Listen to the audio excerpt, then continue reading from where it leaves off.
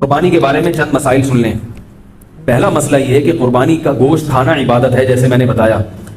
بعض لوگ یہ کرتے ہیں کہ گھر میں قربانی کرتے ہی نہیں ہے، سارے حصے ادھر ادھر دے دیے انہوں نے، تو یہ ایک قسم کا تکبر ہے، سمجھ رہے ہیں؟ ٹھیک ہے، صدقے کی اپنی اہمیت ہے، مگر جب اللہ کی طرف سے ضیافت ہے تو اس کو کھانا چاہیے۔ دیکھو ان 3 دنوں میں 4 دنوں میں روزہ رکھنا حرام ہے۔ کیوں حرام ہے؟ کیونکہ روزہ رکھ کے آپ گوشت نہیں کھا سکتے قربانی کا، رات کو حالانکہ کھا بھی سکتے ہیں، مگر یہ کہ جیسے عام دنوں میں کھانے کی روٹین ہے وہ نہیں کر سکتے آپ۔ تو اس کا مطلب پتہ چلتا ہے کہ جب اللہ تعالیٰ کی طرف سے ایک چیز کی ضیافت ہے تو اس ضیافت کا انکار نہیں کرنا چاہیے، یہ تکبر ہے۔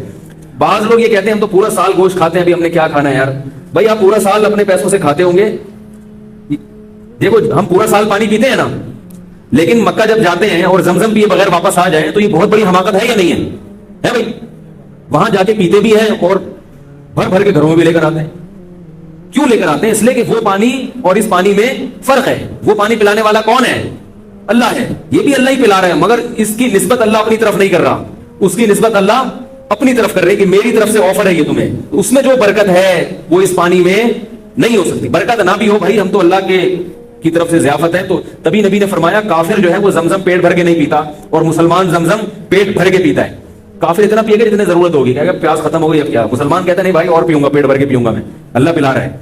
نہیں آ رہی میرا خیال ہے بات سمجھ؟ تو اسی طرح آپ سارا سال ٹکے بھی کھاتے ہیں، ہمیں پتا ہے آپ کھاتے ہیں، کوفتے بھی کھاتے ہیں، کباب بھی کھاتے ہیں، وہ آپ کھاتے ہیں، وہ کسائی آپ کو جو دے رہے ہیں، اس گوشت کی نسبت کس کی طرف ہے؟ اللہ کی طرف۔ نبی صلی اللہ علیہ وسلم نے 63 اونٹ اپنے ہاتھ سے نہر کیے اور سب میں سے تھوڑا تھوڑا چکھایا آپ نے، حالانکہ آپ صلی اللہ علیہ وسلم کھانا نہیں کھاتے تھے، بہت کم کھاتے تھے۔ تو اس لیے ایسا نہ کیا کریں، وقف بھی کریں تو پھر گھر میں بھی کریں۔ اگر آپ نے صدقے کی قربانی کرنی ہے تو پھر ایک حصہ صدقہ کر دیں اور ایک حصہ، مطلب کہ گھر میں گوشت آنا چاہیے، کہنے کا مقصد ہے تھوڑا آئے زیادہ آئے، گھر میں بہرحال آنا چاہیے۔ پھر بے شک غریبوں کا بھی حق ہے، غریبوں کے لیے جو مالدار لوگ ہوتے ہیں وہ زیادہ قربانی کرتے ہیں کہ بھائی اتنے حصے غریبوں میں بانٹ دیں گے اور ایک آدھ حصہ گھر کے لیے رکھ لیں، تو گھر میں کچھ نہ کچھ گوشت لازمی آنا چاہیے، سمجھ رہے ہو؟ دوسرا مسئلہ، فقہا نے لکھا ہے کہ جو غریب آدمی ہو یا اس کے اہل و عیال زیادہ ہوں، اس کے لیے افضل یہ ہے کہ وہ صدقہ نہ کرے قربانی کا گوشت۔ نہیں آ رہی میرا خیال ہے بات سمجھ؟ کیونکہ اللہ کی طرف سے ضیافت ہے، تو جب آپ غریب ہیں، آپ پورا سال گوشت نہیں کھا سکتے تھے، تو بچوں کا حق، بیوی بچوں کا حق پہلے۔ بعض لوگ سخاوت کا ذریعہ بن جاتے ہیں، گھر میں بچوں کو اتنا نہیں مل رہا اور وہ سارا انہوں نے بانٹ کے، تو بھائی وہ پہلے یہ غریبوں کے لیے ہے۔ میرا خیال ہے ہمارے یہاں اللہ کا شکر ہے کوئی ایسا غریب ہے نہیں، لیکن اگر کوئی بیٹھا ہوا ہو تو اس کے لیے بتا رہا ہوں، ہمارے یہاں سب کھاتے ہیں، پورے سال کھاتے ہیں الحمدللہ۔ لیکن اگر کوئی غریب ہے جو جس کو پورے سال گوشت کم ملتا ہے، تو وہ صدقہ نہ کرے، وہ 3 حصے نہ کرے، وہ سارا اپنی فیملی کو کھلا دے، خود بھی کھائے اور اسٹور کر کے اپنے بچوں کو کھلائے، وہ بچوں کو، بیوی کو، اور یا جو بھی اپنے قریبی رشتہ دار ہیں ان کو کھلا دے۔ تو یہ قربانی کے گوشت کے 3 حصے کرنا ضروری نہیں ہے، سمجھ رہے ہیں؟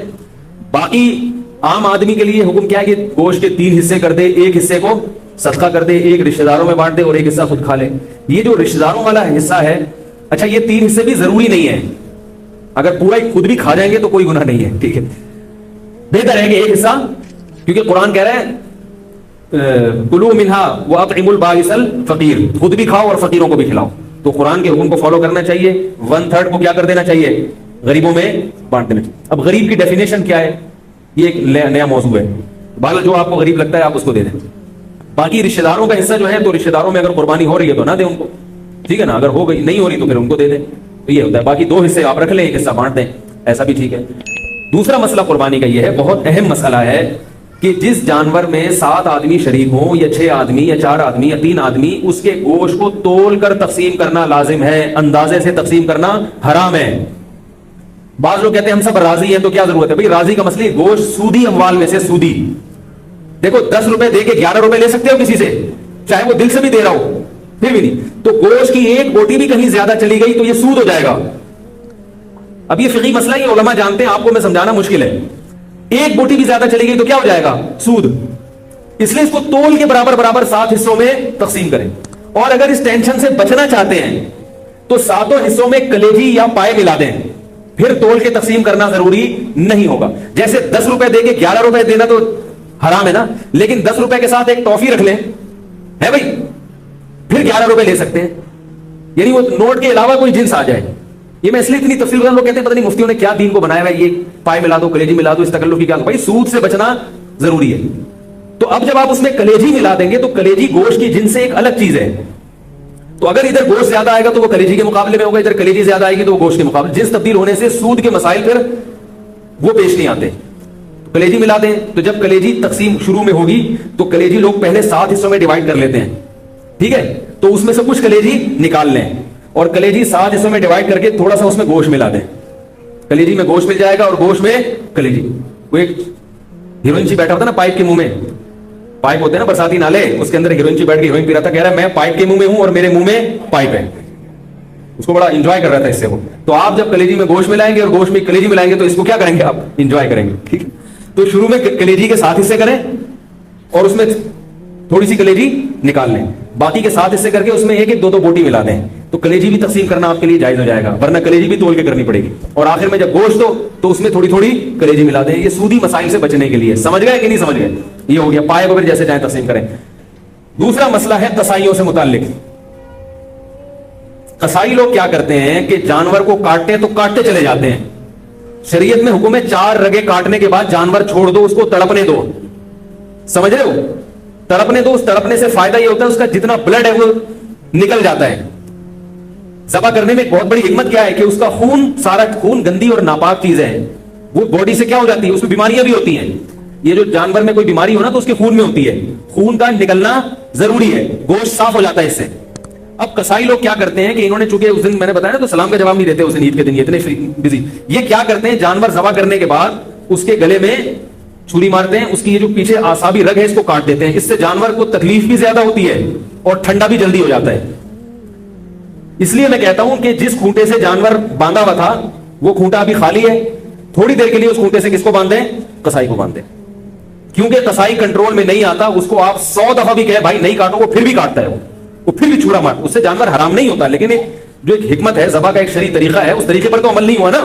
جانور تو حلال ہی رہتا ہے, لیکن ایک کراہت آتی ہے, کراہت مکروہ عمل ہے یہ. اس لیے قصائی کو پہلے گائے پہ جتنے آدمی تھے نا اس سے زیادہ آدمی قصائی پہ چھوڑ دیں. آپ اس کو بولے اس کو تڑپنے دو, اور اس وقت تک وہ 8 آدمی کس کو پکڑ کے رکھیں گے, قصائی کو پکڑ کے رکھیں, کیونکہ وہ بھاگے گا, وہ آئے گا بولے گا نہیں میں کاٹوں. اس کو پکڑے آپ, یہ کھوٹے سے باندھیں, باقی جب جانور ٹھنڈا ہو جائے تو پھر اب تمہارا کام شروع ہے. سمجھ گئے یہاں تک؟ تیسرا مسئلہ, جب جانور ذبح کریں تو بعض دفعہ آپ ذبح کر رہے ہوتے ہیں, قصائی بھی آ کے ہاتھ لگا دیتا ہے اس میں, لیکن وہ تکبیر نہیں پڑتا. جب 2 آدمی مل کے گلا کاٹیں گے تو دونوں کے لیے تکبیر پڑھنا ضروری ہے. اگر ایک نے بھی چھوڑ دی تو جانور مکمل حرام ہو جائے گا, اس کا گوشت کسی کے لیے بھی حلال نہیں ہوگا. انہوں نے گٹکے رکھے ہوئے ہوتے ہیں, منہ ہل ہی رہا ہوتا ان سے, تو ان سے بولے بھائی گٹکا تھوڑی دیر کے لیے پھینک دو, تسلی کے ساتھ بسم اللہ اللہ اکبر پڑھو زور سے. اور علماء کہتے ہیں کہ جو لوگ وہاں کھڑے ہوئے ان کو بھی چاہیے تکبیر پڑھ لیں, تاکہ وہ جو ہے نا جو ذبح کر رہا ہے اس کو یاد آ جائے. ٹھیک ہے, بھولے سے اگر تکبیر رہ گئی تو بھی جانور حلال ہے, لیکن جان کر اگر چھوڑ دی, یا مسئلے کا علم نہیں تھا, یا قصائی یہ سمجھتا تھا اس نے پڑھ لی تو کافی ہے, مجھے پڑھنے کی ضرورت نہیں ہے, تو وہ جانور کیا ہو جائے گا, حرام ہو جائے گا. بھولے سے چھوٹ جائے تو ایک الگ بات ہے, جان بوجھ کر تکبیر چھوڑیں گے تو جانور حرام ہو جائے گا. البتہ آپ 4 رگے کاٹ چکے تھے, پھر قصائی نے چھری ہاتھ میں پکڑی ہے, پھر کوئی فرق نہیں پڑتا, پھر وہ تکبیر نہ بھی پڑے تو جانور کیا ہے, حلال ہے. تو شروع کی رگیں جو ہے نا جب کٹتی ہیں تو اس میں تکبیر کا پڑھنا ضروری. آج کل یہ فارمی مرغی والے بھی تکبیر نہیں پڑھ رہے, تو میں نے کئی دفعہ پکڑا ہے, ان کو جا کے پکڑا کریں, ان سے بولے زور سے بولا کرو. ویسے تو باتیں چیخ چیخ کے کرتے ہیں, جب اللہ کا نام لینے کا ہوتا ہے تو پتہ نہیں نام ہی نہیں لیتے ہو. تو انہوں نے بھی گٹکے رکھے ہوئے ہوتے ہیں منہ میں, ان کے پاس اتنا ٹائم نہیں ہوتا, کیونکہ گٹکے کے ساتھ تکبیر پڑھنا بڑا مشکل کام ہوتا ہے. ٹھیک ہے نا, میں نے گٹکے والوں سے اس کی تحقیق کی, ہو گیا پان بھی منہ میں تو سلام کا جواب نہیں دیتا, وہ تکبیر کہاں سے پڑے گا. ابھی کچھ دن پہلے میں جا رہا تھا, کسی سے موٹر سائیکل والے سے راستہ پوچھا, اس کے منہ میں گٹکا تھا, تو پورا گٹکا اس نے منہ سے پھینکا ہے میری خاطر. اس کے بعد اس نے وعلیکم السلام کہا اور پھر مجھے ایڈریس بتایا. میں نے کہا دیکھو یہ حالت ہے. تو اللہ کا نام لینا ہے زور سے, ٹھیک ہے. اور جانور خود ذبح کیا کریں, قصائی سے باقی کام کروا لیں. آپ نبی صلی اللہ علیہ وسلم نے خود جانور ذبح کیا, صحابہ خود جانور ذبح کیا کریں, یہ عبادت ہے. اور علماء کہتے ہیں کہ جس سے جانور ذبح ہوتا ہے نا, اس سے بھی انشاءاللہ اس گوشت میں کیا آتی ہے, لذت اور برکت. تو آپ خود کریں, اگر قصائی نیک آدمی ہے تو ٹھیک ہے, اس سے کروا لیں. قصائی میں نیک بھی ہوتے ہیں, برے بھی ہوتے ہیں, ہر طرح کے لوگ ہوتے ہیں. اور بہتر یہ کہ آپ کا جانور ہے تو آپ چھری خود چلائیں. بعض لوگوں کا دل بہت نرم ہوتا ہے, چھری نہیں چلتی ان سے, تو ان کو چاہیے چھری چلائیں, کیونکہ اسلام اتنے دل کی نرمی کو پسند نہیں کرتا. اگر اتنا نرم دل ہوگا تو آپ اپنے ملک کی حفاظت نہیں کر سکتے. آئی بات سمجھ میں؟ آپ اپنے دین اور ملک دشمن لوگوں سے لڑ نہیں سکتے. جو ایک صاحب تھے بڑے نرم دل تھے, وہ گائے خود ذبح نہیں کرتے تھے, کہہ رہے ہیں مجھے کچھ ہوتا ہے. جب انہوں نے پڑھا نا کہ اسلام میں ایسا حکم ہے تو پھر وہ خود ذبح کرنے لگے. انہوں نے کہا یار تھوڑا دل مضبوط کرنا ضروری ہے, ٹھیک ہے. اور عورت بھی ذبح کر سکتی ہے, جو خواتین ہیں اگر وہ گھر میں قربانی کر رہی ہیں تو وہ خود ذبح کریں, جس کا حصہ ہے وہ خود ذبح کرے, یہ زیادہ بہتر ہے, سمجھ رہے ہیں. باقی خواتین جب وہ ذبح کریں نا تو فوراً چھری کے چھپا کے رکھ دیں, ورنہ کسی وقت آپ بھی ذبح ہو سکتے ہیں, کیونکہ جب ایک دفعہ ان کا ہاتھ چل جائے نا, ان کو اچھا ہم تو یہ بھی کر سکتے ہیں, ابھی تک تو ان کو یہ ہے کہ ہم کو کریں, ہم تو گلا کاٹ ہی نہیں سکتے کسی کا, تو اس لیے وہ چھری فوراً چھپا کے رکھ دیں, سمجھ رہے. تو یہ ہو گیا قربانی کا ایک مسئلہ. جو جانا چاہیں بھائی جا سکتے ہیں, میری طرف سے اجازت ہے, میں نے نہیں بٹھایا. نماز صبح 7 بجے ہوگی, ٹھیک 7 بجے بھی نماز جنازہ, یہ ہم کرتے ہیں تاکہ جو ہے نا. اچھا دوسرا مسئلہ جلدی جلدی میں بیان کر دوں. تو یہ مسئلہ ہو گیا, گوشت تقسیم کرنے کا مسئلہ ہو گیا, اور قصائی کا مسئلہ ہو گیا. دوسرا, جانور میں 7 حصے ضروری نہیں ہے. 7 کا مطلب ہے زیادہ سے زیادہ 7 آدمی, 6 بھی برابر ہو سکتے ہیں. لوگ 6 آدمی گائے میں شریک ہے تو وہ 7واں تلاش کر رہے ہیں. بھائی کوئی بات نہیں, 6 برابر حصوں میں ڈیوائڈ کر دو اس کو.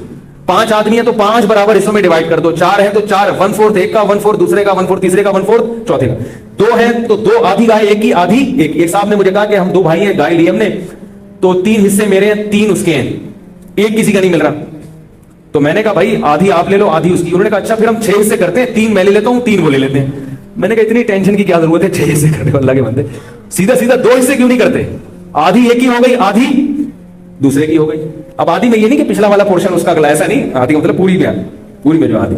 تو اس طرح سے یہ چند موٹے موٹے مسائل تھے, کیونکہ جنازہ تیار ہے, اس میں تاخیر, ویسے تو اتنی بھی تاخیر جنازہ میں نہیں ہونی چاہیے, لیکن یہ مسائل بہت اہم ہیں, اور یہ جو لوگ بیٹھے ہوئے ہیں تو بہت سارے اس میں پھر غائب ہو جائیں گے, اس لیے میں نے یہ مسئلہ بیان کر دیا.